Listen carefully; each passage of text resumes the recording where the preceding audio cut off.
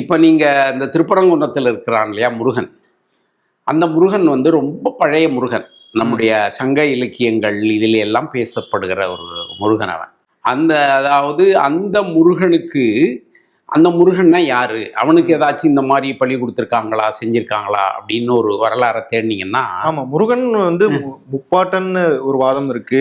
அவர் தமிழ் கடவுள் இல்ல. அதாவது எப்படின்னாப்பா, அந்த தமிழருடைய ஒரு ரொம்ப பழைய வரலாற்றோடு தொடர்புடையவன் முருகன்.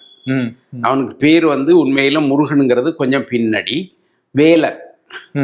அந்த வேலை வைத்து கொண்டு வேட்டையாடி வாழ்கிற மனித சமூக வாழ்க்கை இருக்கு இல்லையா, அந்த வாழ்க்கையோட சேர்ந்தவன்.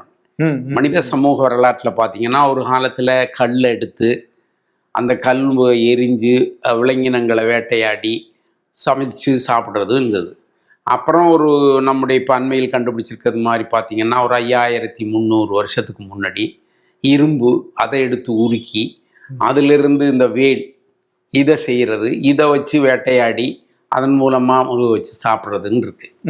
இப்போ இந்த மாதிரி இந்த தொல்பழம் மனிதர்கள் வேட்டையாடி உணவு சேகரித்து வாழ்ந்தார்கள்ல, அந்த மனுஷன்களில் ஒருத்தன் முருகன்.